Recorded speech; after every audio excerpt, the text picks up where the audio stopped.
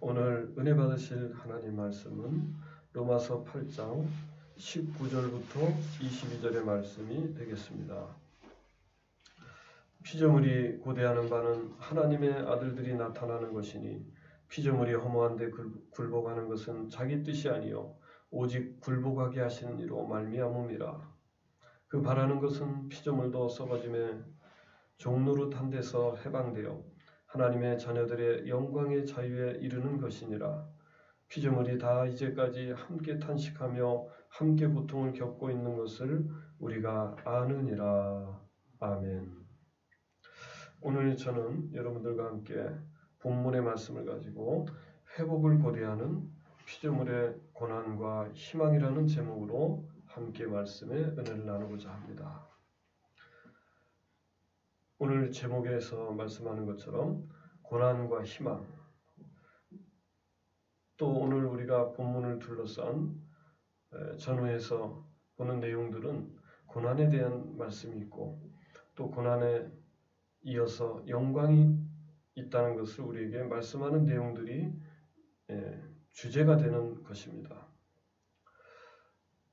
제가 염려하는 것은 과연 그러면 우리가 우리의 삶을 현재 고난으로 보는가 하는 것입니다.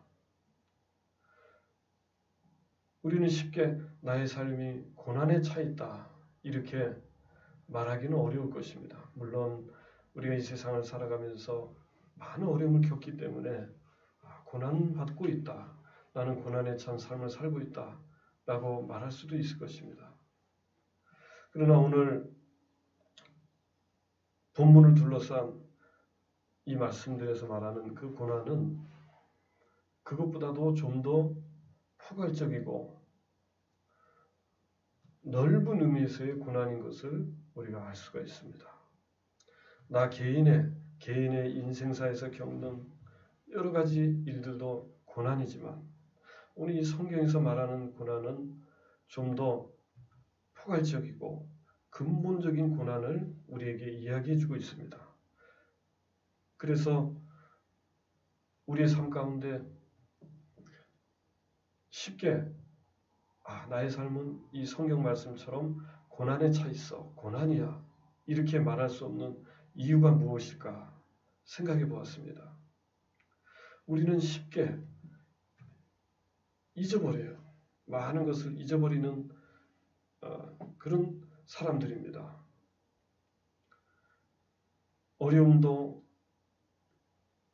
어려움의 순간 속에서는 참으로 고난이구나 이렇게 생각하지만 조금 지나면 잊어버리고 그 고난이 되질 않고 쉽게 우리가 그런 사실을 잃어버리고 살아가는 것입니다.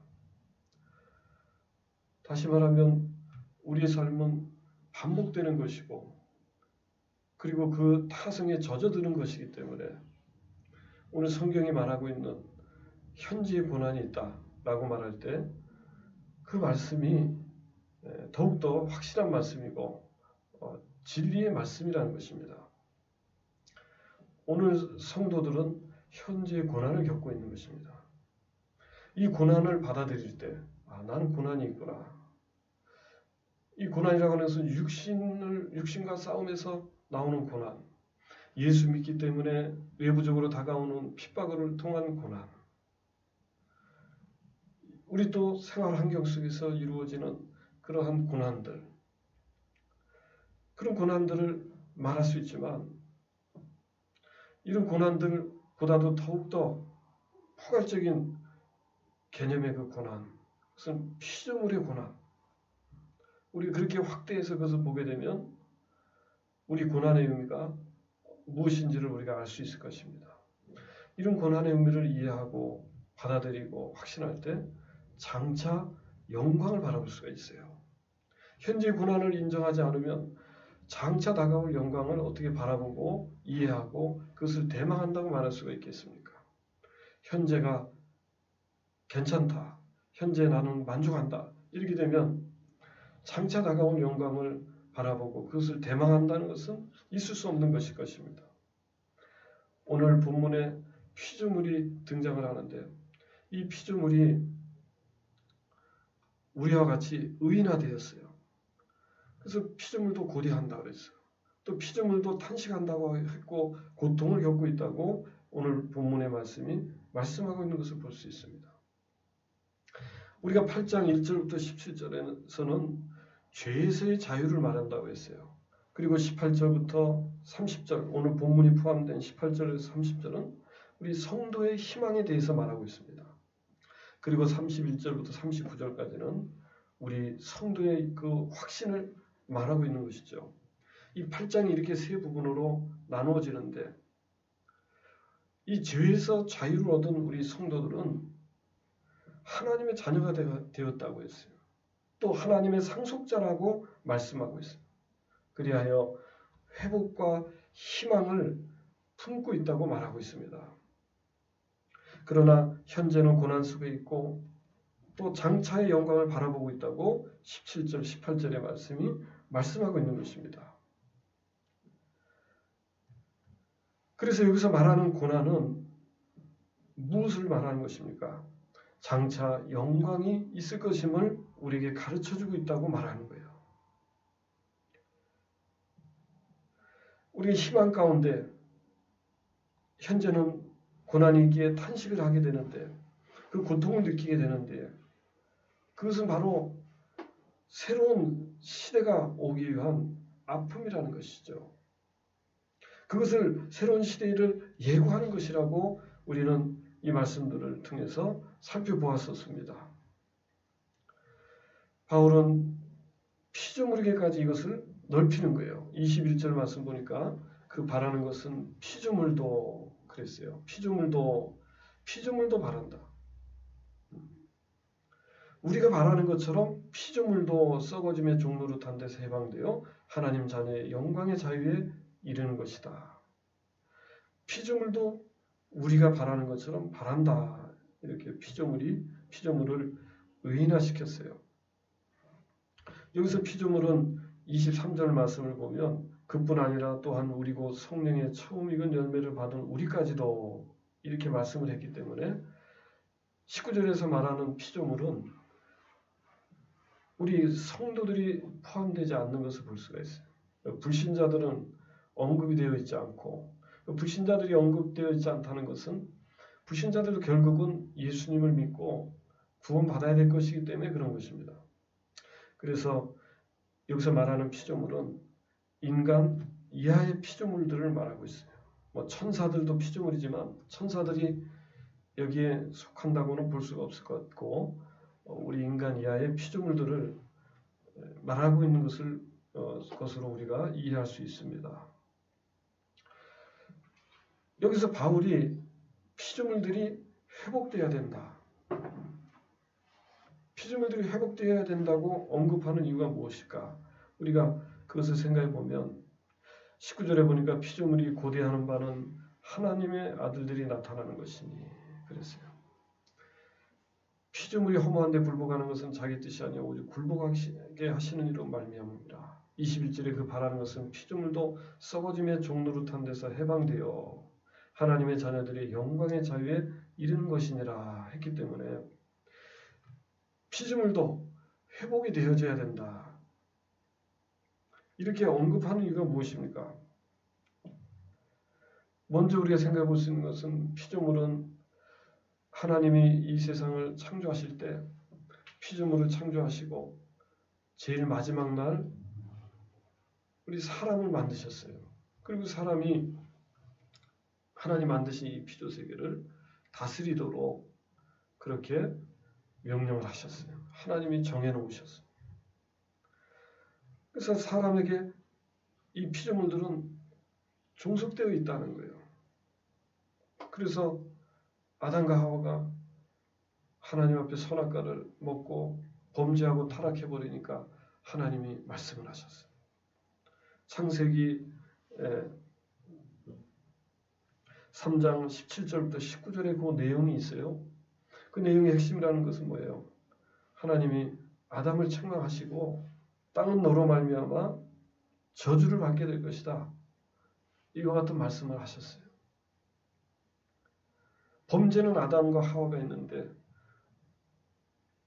아담과 하와뿐만 아니라 땅도 저주를 받게 되었다. 이 말씀을 우리가 확대하면 모든 피조물들이 이 아담과 하와의 범죄와 죄의 결과로 하나님의 심판에 의해서 저주를 받게 되었다는 것을 알 수가 있어요. 그래서 피조물 전체는 회복되어야 된다는 것이죠. 그 피조물이 마치 감정을 가지고 고통을 느끼는 것처럼 22절에 보니까 피조물이 다 이제까지 함께 탄식하며 함께 고통을 겪고 있는 것을 우리가 아느니라. 모든 피조물들은 삶이 있는가 하면 죽음이 있어요. 원래 하나님이 이 세상을 창조하실 때 죽음이라는 것은 하나님이 죽음을 만들어 놓은 것은 아니시죠. 그것은 죄의 결과요. 또 하나님의 심판의 결과로 다가온 것이에요. 그런 것들에서 회복이 돼야 된다. 그런데 현재 우리가 겪는 그 고난은 이와 같이 근본적인 거예요. 그리고 포괄적이고 아주 넓은 의미에서 고난을 말하는 거예요. 피조물이 마치 감정을 가진 것처럼 고통을 느끼는 것처럼 22절에 함께 탄식한다 그래서 함께 고통을 겪고 있다. 이런 점에서 그렇게 말하고 있는 것입니다. 이 바울은 지금 이 피조물들을 의인화시켜서 무엇을 말하고자 하는 것입니까? 하나님께서 이루어 가시는 그 구원의 역사를 살펴보는 거예요. 피조물들도 그 회복을 고대한다. 원인이 뭐였어요? 우리 인간의 죄 때문에 다가온 그 하나님의 심판을 통한 그러한 저주의 결과로서 그들은 회복되어야만 하는 그런 상황에 처해 있다는 것입니다. 오늘 19절의 말씀을 보면 피조물이 하나님의 아들들이 나타나기를 고대한다. 이 고대한다 이런 말은 확실히 다가올 어떤 일에 대해서 정말 기대를 품고 그것을 열렬히 바라본다는 것을 말하는 거예요. 그래서 이 원어의 고대라는 말의 의미는 아주 모습을 이렇게 그리듯 하는 그런 말씀이에요. 그러니까 사람이나 무엇이 이렇게 고개를 앞으로 내밀고 목을 빼고 우리가 간절히 무엇인가를 바라보면서 기대하는 그러한 모습을 표현하는 말이 여기 고대한다. 이런 말이에요. 왜냐하면 그것이 너무나 확실하기 때문에 그것이 다가올 날을 기대할 수밖에 없고 그래서 열렬히 바라볼 수밖에 없는 그러한 의미의 말씀. 피조물이 고대한다 이랬어요. 오늘 이 피조물이 고대한다는 것은 18절의 말씀 19절에 피조물이 고대한다는 말씀은 18절의 말씀이 현재의 고난은 장차 우리에게 나타날 영광과 비교할 수 없도다 라는 말씀을 받아서 지금 현재의 고난이 어떠한가 이것을 말해주고 있어요. 피조물이 지금 현재 완전하다면 무엇인가를 고대할 필요가 없는 거예요. 피조물은 회복되어야만 되기 때문에 고대하는 거예요. 어느 때를 고대하는가? 하나님의 아들들이 나타나는 것을 고대한다. 하나님의 아들들이 나타나는가? 하나님의 아들들이 나타나는 그때를 고대하는데 왜 이렇게 하나님의 아들들이 나타나는 것을 고대하는가? 그 20절의 말씀을 보면 피조물이 허무한 데 굴복하는 것은 자기 뜻이 아니기 때문이라고 했어요. 자기 뜻이 아니기 때문에 허무한 데 굴복되어져 있는 그런 상태는 자기 뜻이 아니기 때문에 피조물이 회복을 기대한다. 왜 하나님의 아들들을 기다리는가? 하나님의 아들들이 나타날 때 그제서야 해방의 역사가 있으니까. 그제서야 해방의 역사가 있기 때문에 하나님의 아들들을 기다리는데 좀 더 피조물이 왜 회복이 되어야 되는가? 그것을 살펴보면 오늘 본문의 말씀 속에 보면 20절에 피조물이 허무한 데 굴복하는 것은 자기 뜻이 아니다 이 말이에요. 자기 뜻이 아니다. 오직 굴복하게 하시는 이로 말미암았기 때문이다. 이 말을 쉽게 말하면 이런 겁니다. 하나님이 이 세상을 창조하시고 만드신 모든 만물이 있어요. 동식물들이 다 있겠죠. 이런 만물들에는 어떤 결함이 있는 것이 아니에요. 어떤 결함이 있어서 그런 것이 아니에요. 문제가 있어서 그들이 살고 죽고 이렇게 하는 것이 아니다 이 말이에요. 거기에 죽음이 따르는 것이 아니라 그들에게는 문제가 없어요. 그런데 굴복하게 하시는 이로 말미암았다 이렇게 됐어요. 여기서 먼저 허무한데 굴복했다는 것은요. 무엇을 말하는 것입니까?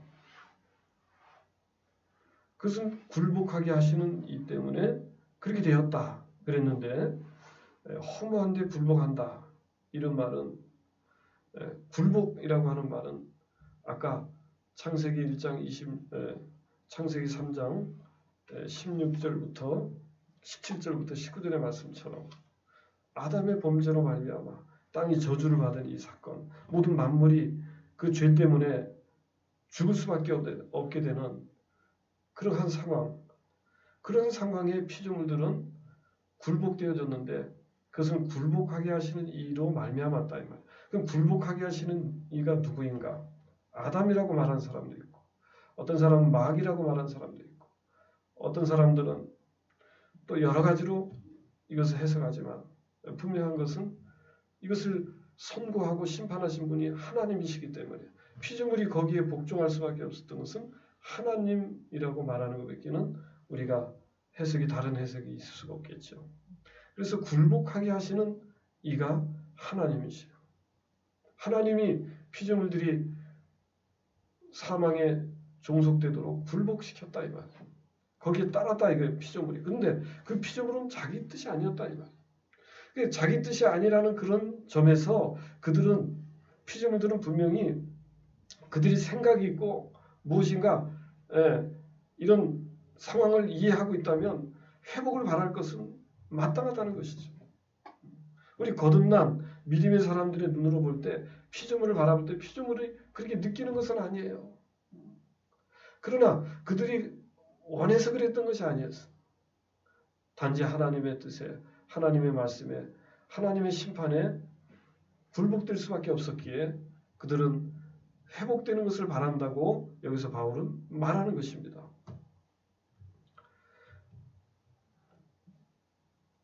그리고 허무한데 굴복됐다. 이 말은요.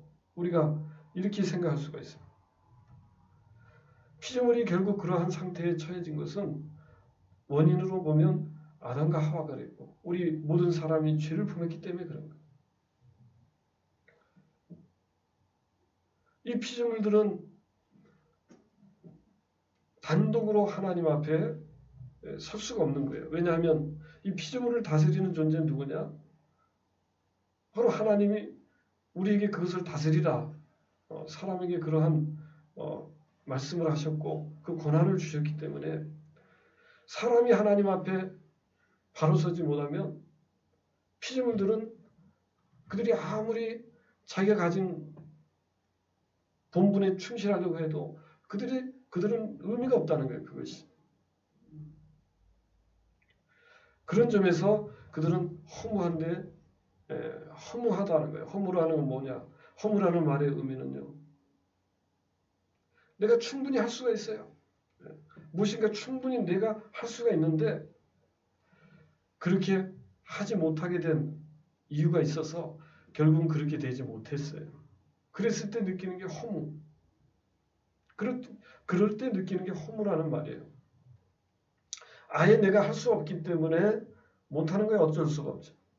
그런데 충분히 할 수가 있어요. 그런데 할 수 없게 된 결과를 맞이했을 때 허무함을 느끼는 거죠. 그래서 허무라는 말이 들어가는데 허무한데 굴복했다 그러는 거예요. 피조물이 허무한데 굴복이 되었다.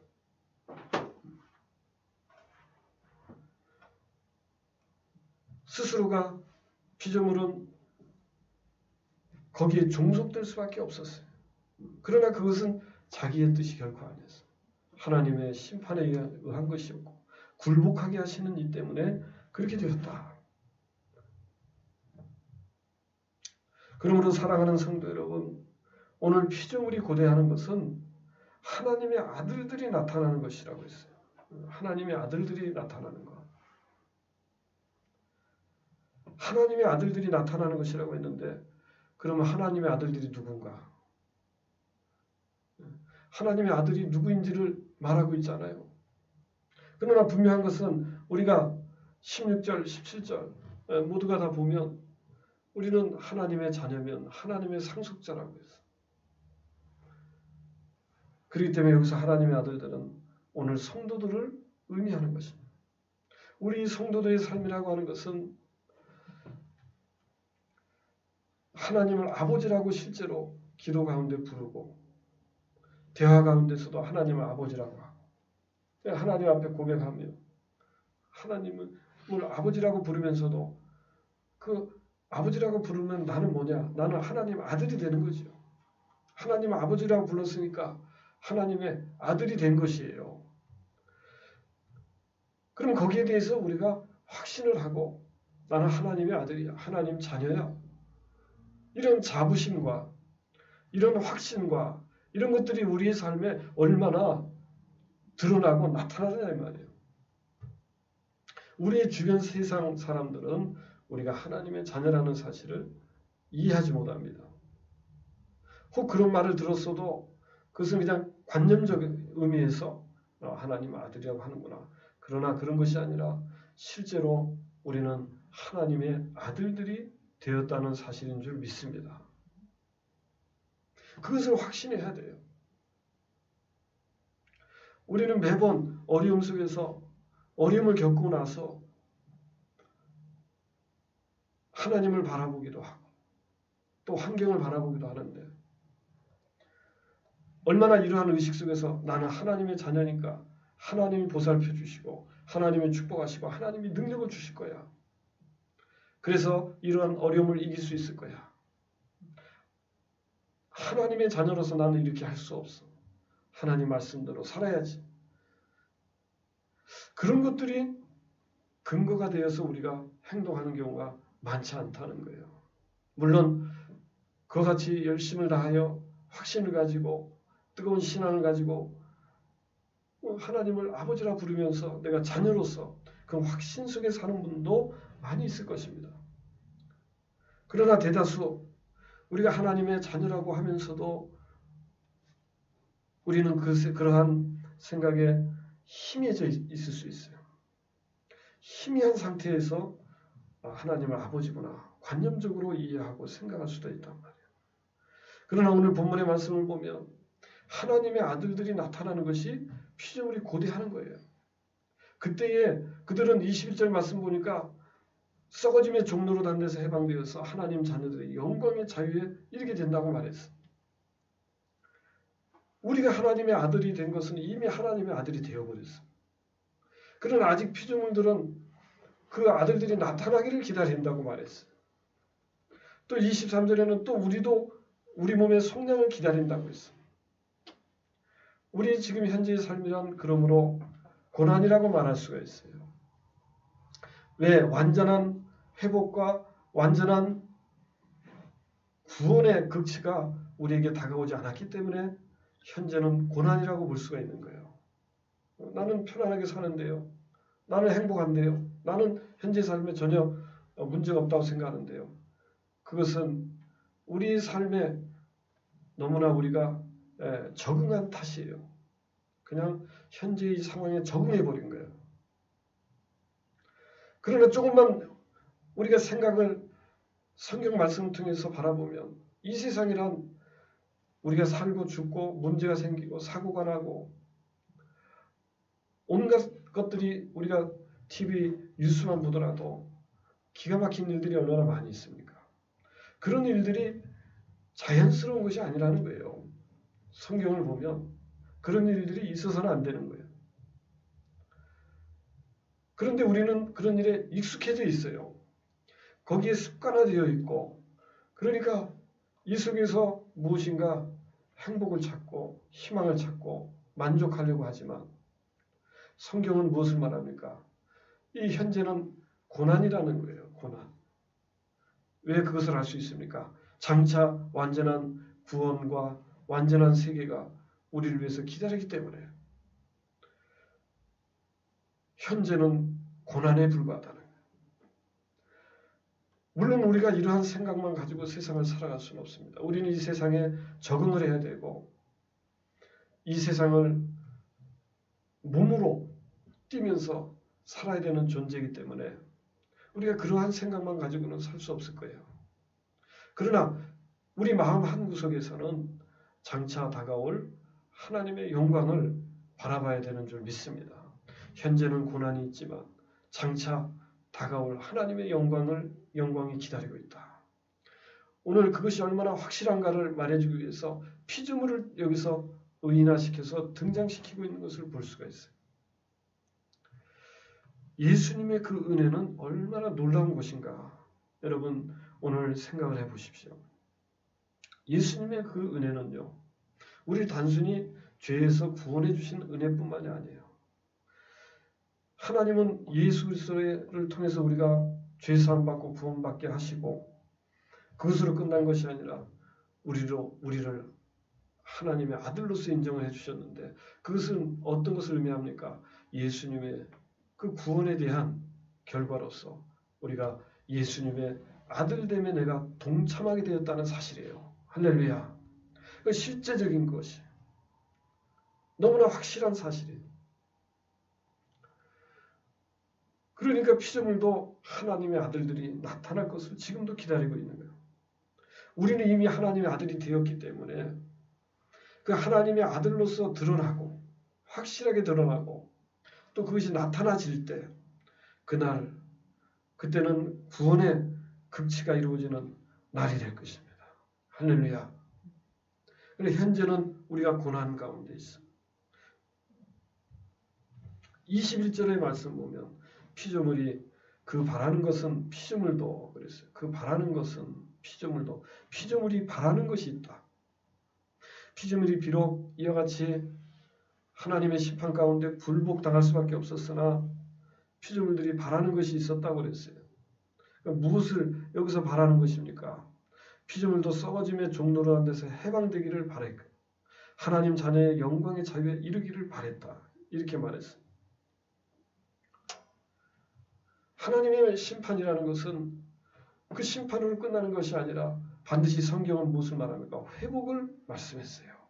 이스라엘 백성들이 하나님 앞에 심판을 예고받고도 너희들이 회개하면 그 심판 가운데서도 하나님은 약속을 하셨어요. 다시 너희들을 회복시킬 것이다.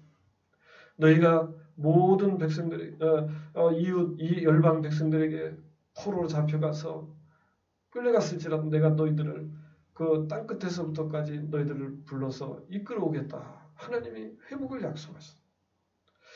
우리 하나님은 심판으로만 끝내는 하나님이 아니라 기회를 주시고 구원을 약속하신 하나님이시죠. 창세기 3장 15절에 보니까 아담과 하와가 범죄하여 낙심하고 좌절해버렸을 때 하나님이 약속을 하셨다는 사실. 뱀의 머리를 장차 여자의 후손이 와서 깨게 될 것이다. 하나님이 약속을 하셨어요. 오늘 여기서 피조물이 바라는 것은 피조물은 바라는 거예요. 하나님의 심판에 굴복되어 있는 상태에 있지만 피조물도 바라는 거예요. 그것을 바라는 거예요. 하나님은 어떤 분인가? 우리를 회복시키는 분이신 줄 믿습니다. 인류의 역사가 길잖아요. 인류의 역사가 수천 년 이어지는 그런 역사 속에서 비록 인간이 죄 때문에 죽을 수밖에 없고 오늘 피조물들이 허무한 데 굴복하는 그런 상황 속에 처해 있을지라도 하나님의 구원의 역사는 지금 계속되어지는데 회복의 그날이 있다. 그것을 피조물이 지금 바란다는 거예요. 썩어짐의 종로로 난 데서 해방된다. 썩어짐의 종로이라고 하는 것은 그 부패되어지고 그 사망에 매여 있는 그런 상황에서 해방된다는 것을 말합니다. 언제? 하나님의 아들들이 나타날 때 그렇게 된다. 그래서 하나님 자녀들의 영광의 자유에 이르는 것이다. 여기서 그 영광과 썩어짐이 비교가 되고 있지 않습니까? 피조물이 현재는 썩어짐의 가운데 처해 있지만 장차의 그 영광이 있다는 거예요. 피조물에게. 하나님 자녀들의 영광의 자유, 우리가 누리는 자유, 죄와 죽음에서 우리가 해방되었어요. 그러나 그것이 완전히 이루어질 때까지 그러한 자유는 하나님의 아들들이 나타날 때 우리가 누리게 될 것인데 그 자유는 썩어짐에 비하면 영광스러운 것이다 이 말이에요. 할렐루야. 피조물이 지금 바로 그것을 말하는 것이다 이 말이지요.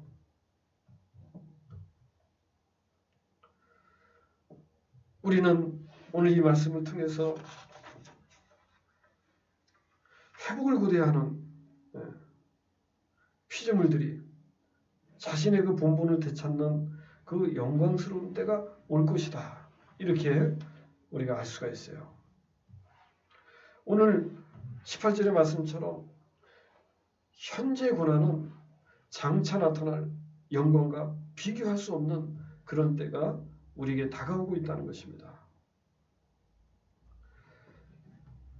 피조물들이 여기서 영광스러워지더라도 그것은 그의 자신의 본분을 되찾는 데에 만족하게 될 것입니다. 오늘 성도들이 누리는 그 영광은 이런 것과는 대조가 되지 않는 거예요. 이들을 회복이 되더라도 자신의 본분 안에서 그것이 회복되는 것이지만 성도들에게 성령의 내주, 성령의 내주는 현재로서도 얼마나 이것이 영광스러운 것인지 모릅니다. 이 성령의 내주는 무엇을 말하는 거예요? 성도들이 장차 그 예수님의 그 영광스러운 부활에 동참할 것을 보증하는 거예요. 할렐루야. 그것을 지금 8장에 몇 절에 말씀하고 있어요. 8장 10절에 11절에 말씀했어요. 예수를 죽은 자 가운데 살리신 이의 영이 너희 안에 거하시면 그리스도 예수를 죽은 자 가운데 살리신 이가 너희 안에 거하시는 그의 영으로 말미암아 너희 죽을 몸도 살리시리라. 할렐루야. 모든 피조물들이 회복될지라도 그들은 그 자신의 본분 안에 그치게 될 것이지만 오늘 우리는 하나 성령이 내주하여 계시고 예수님의 아들됨에 이미 동참해 있고 이제 장차 구원의 극치 속에서 우리는 하나님의 예수님의 그 부활에 동참함으로 말미암아 영화롭게 되는 그 역사를 우리가 경험하게 될 것이라는 거예요. 할렐루야. 오늘 본문을 통해서 우리가 확실히 알 수 있는 것은 바로 이런 것입니다. 피조물이 회복이 된다는 것은 우리가 장차 나아가서 살아가야 될 그 세상, 영원한 생명을 얻는데 그냥 어디 둥둥 떠다니며 아무것도 없이 그냥 뭐 이런 세계가 아니라는 거예요. 피조물이 분명히 회복된다고 했어요. 그것을 바라본다고 했어요. 우리 성도들이 누리는 그 삶이라고 하는 것은 그때는 죄도 없고 죽음도 없고 고통도 없고 괴로움도 없는 계시록에서 말하는 그러한 새 예루살렘 성의 그 놀라운 축복의 모습처럼 오늘 이 피조물들의 회복은 우리가 그 안에서 완전한 삶을 누리게 될 것을 말해주고 있다는 거예요. 그것이 어떤 내용인지 구체적으로는 알 수는 없지만 우리에게 그것을 지금 가르치고 주고 있지 않습니까?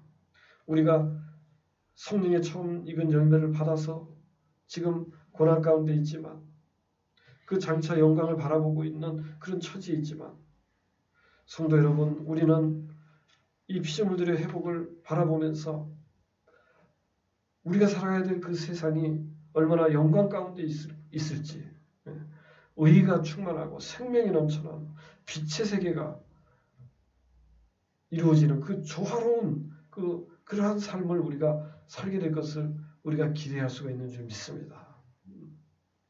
우리 그런 것을 바라보면 현재 우리가 이거 고난이다 이렇게 말할 수 있어요. 현재도 우리가 만족하면서 기뻐하면서 살아야 되지만 또 그것을 바라보면 비교가 되는 거니까. 현재 우리는 하나님 자녀로서 예수님을 믿고 구원받은 사실 자체만으로도 기뻐하고 항상 기뻐하고 감사하고 하나님을 찬양함에 마땅하지만 또한 이 고난 속에서 고난이라고 말했을 때 미래의 그 영광을 바라보면 현재는 어떤 면에서 고난이 된다. 고난. 그때는 완전해진 그런 우리 환경 속에서 우리가 누려지는 그 삶을 우리가 누리게 될 것이니 그때 우리가 오늘날을 바라보면 그때는 참으로 고난 가운데 있었구나. 이렇게 우리가 바라볼 수가 있을 것입니다. 하나님께서 이와 같이 우리에게 장차의 영광을 바라보며 현재를 고난이라고 말씀하시는 것은 어떤 의미가 있을까요? 현재의 고난이 고난으로 끝나서는 안 되는 측면이 있기 때문에 그래요. 우리가 영광으로 나아가기 위해서 아직도 많은 불신자들이 존재한다는 거예요. 오늘 나만 믿고 구원받고 끝나면 그런 말이 필요 없지만 현재가 계속해서 고난이 될 수밖에 없는 것은 이 고난 가운데는 하나님의 복음, 예수 그리스도의 복음이 필요하다. 하나님의 복음, 예수 그리스도의 복음이 선포되어지고 그것을 통하여 그 영광을 향해서 나가도록 우리는 그런 일들을 해야만 되는 거예요. 그런 일들을 하는 이런 과정 속은 분명히 고난인 것입니다. 아직 완전히 이루어지지 않은 상황에서 우리가 그런 것들을 말하고 또 그렇게 믿고 확신하며 나아가는 것은 어찌 보면 고난에 찬 삶일 수도 있는 거예요.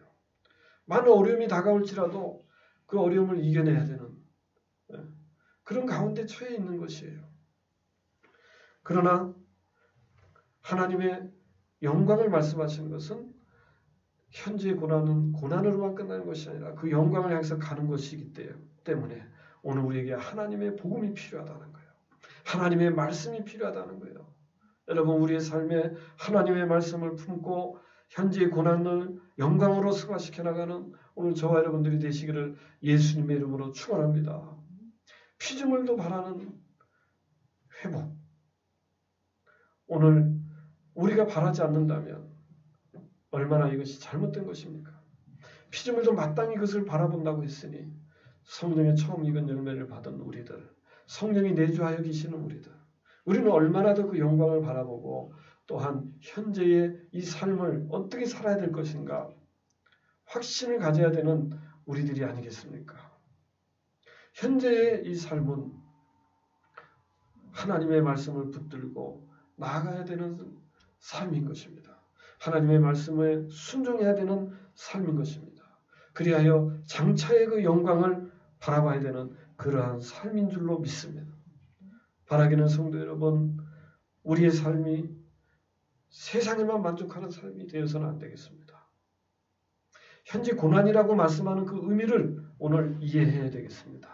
그리고 장차 다가올 영광이 있다고 하는 말씀도 우리가 믿음으로 받아들이고 우리가 살아가야 될 줄 믿습니다. 문제는 하나님의 말씀을 오늘 우리가 붙드는 것입니다. 그 말씀대로 생각하고 말씀대로 살고 말씀대로 우리가 그 영광을 향해 나아가야 된다는 사실입니다. 오늘 나만이 아니라 다른 많은 불신자들에게 우리는 이 말씀들을 전해줘야 돼요. 보이는 세상이 전부가 아니야. 너는 여기 이 세상에 그저 만족하고 여기 익숙해져 있을 뿐이야. 이 현재의 삶은 고난이라고 성경은 말해. 우리에겐 영광이 있다고 말하니까 형제여 그 영광 가운데 함께 갑시다. 우리가 이렇게 하나님의 말씀으로 그들을 초청해야 될 줄 믿습니다. 기도하겠습니다. 하나님 아버지 감사합니다. 오늘 피조물들이 탄식하며 고통을 겪고 있는 것을 우리가 안다고 말씀하고 있습니다.